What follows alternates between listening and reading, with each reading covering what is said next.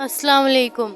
حضرت عمر رضی اللہ جن کے پاک نام پر آج مسلمانوں کو فخر ہے اور جن کے جوش ایمانی سے آج 1400 ورش بعد تک کافروں کے دل میں خوف ہے، اسلام لانے سے قبل مسلمانوں کے مقابلے اور تکلیف پہنچانے میں بھی ممتاز تھے۔ نبی اکرم صلی اللہ علیہ وسلم کے قتل کے در پہ رہتے تھے۔ ایک روز کفار میں مشورے کی کمیٹی قائم کی، کوئی ہے جو محمد صلی اللہ علیہ وسلم کو قتل کر دے؟ عمر نے کہا کہ میں کروں گا۔ لوگوں نے کہا کہ بے شک تم ہی کر سکتے ہو۔ عمر رضی اللہ تلوار لٹکائے ہوئے اٹھے اور چل دیے۔ اسی فکر میں جا رہے تھے کہ ایک صاحب قبیلہ زہرہ کے جن کا نام حضرت سعد بن ابی وقاص رضی اللہ ہے، انہوں نے پوچھا عمر رضی اللہ کہاں جا رہے ہو؟ کہنے لگے کہ محمد صلی اللہ علیہ وسلم کے قتل کی فکر میں ہوں۔ نعوذ باللہ۔ سعد نے کہا کہ بنو ہاشم اور بنو زہرہ اور بنو عبد مناف سے کیسے مطمئن ہو گئے ہو؟ تم کو بدلے میں قتل کر دیں گے۔ اس جواب پر بگڑ گئے اور کہنے لگے کہ معلوم ہوتا ہے تو بھی بے دین یعنی مسلمان ہو گیا، لا پہلے تجھے ہی نمٹا دوں۔ یہ کہہ کر تلوار سونت لی اور حضرت سعد رضی اللہ نے بھی یہ کہہ کر کہ ہاں میں مسلمان ہو گیا ہوں، تلوار سنبھال لی۔ دونوں طرف سے تلوار چلنے کو تھی کہ حضرت سعد رضی اللہ نے کہا کہ پہلے اپنے گھر کی تو خبر لے، تیرے بہن اور بہنوئی دونوں مسلمان ہو چکے ہیں۔ یہ سننا تھا کہ غصے سے بھر گئے اور سیدھے بہن کے گھر گئے۔ وہاں حضرت خباب رضی اللہ کواڑ بند کیے ہوئے دونوں میاں بیوی کو قرآن شریف پڑھا رہے تھے۔ حضرت عمر رضی اللہ نے کواڑ کھلوائے۔ ان کی آواز سے حضرت خباب رضی اللہ تو جلدی سے اندر چھپ گئے اور وہ صحیفہ بھی جلدی سے باہر ہی رہ گیا جس پر آیت قرآن لکھی ہوئی تھی۔ ہمشیرہ نے کواڑ کھولا۔ حضرت عمر رضی اللہ کے ہاتھ میں کوئی چیز تھی جس کو بہن کے سر پر مارا، جس سے سر سے خون بہنے لگا اور کہا کہ اپنی جان کی دشمن تو بھی بددین ہو گئی۔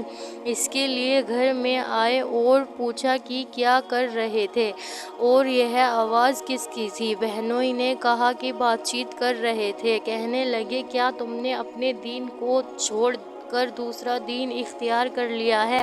بہنوئی نے کہا کہ اگر دوسرا دین حق ہو تب یہ سننا تھا کہ ان کی داڑھی پکڑ کر کھینچی اور بے تحاشا ٹوٹ پڑے اور زمین پر گرا کر خوب مارا۔ بہن نے کوشش کی تو ان کو منہ پر اس زور سے ایک تماچا مارا کہ خون نکل آیا۔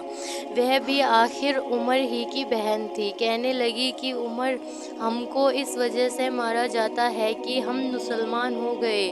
بے شک ہم مسلمان ہو گئے ہیں، جو تجھ سے ہو سکے تو کر لے۔ اس کے بعد حضرت عمر کی نگاہ اس صحیفے پر پڑی جو جلدی میں باہر رہ گیا تھا اور غصے کا جوش بھی اس مار پیٹ سے کم ہو گیا تھا۔ ان کے اس طرح سے خون میں بھر جانے سے شرم سی بھی آ رہی تھی۔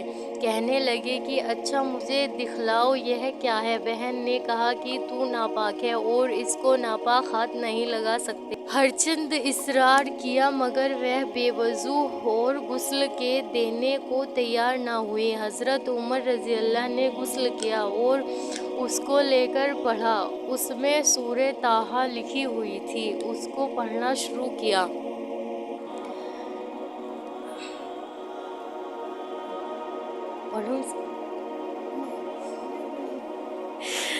کاٹ دوں گی تو میں کوئی بات نہیں۔ اس میں صحیح نہیں لکھ رہی روزی۔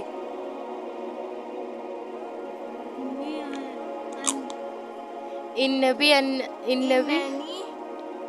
اللہ لا الہ الا انا فاعبدنی واقم الصلاۃ لذکری لذکری اننی ان اللہ لا الہ الا انا فاعبدونی واقم الصلاۃ للذکر۔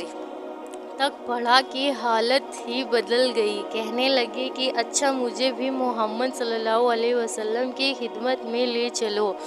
یہ الفاظ سن کر حضرت خباب اندر سے نکلے اور کہا کہ اے عمر، تمہیں خوشخبری دیتا ہوں کہ کل شب 5 شبہ میں حضور اقدس صلی اللہ علیہ وسلم نے دعا مانگی تھی کہ یا اللہ، عمر اور ابو جہل میں جو تجھے زیادہ پسند ہو اس سے اسلام کو قوت عطا فرما۔ یہ دونوں قوت میں مشہور تھے۔ معلوم ہوتا ہے کہ حضور صلی اللہ علیہ وسلم کی دعا تمہارے حق میں قبول ہو گئی۔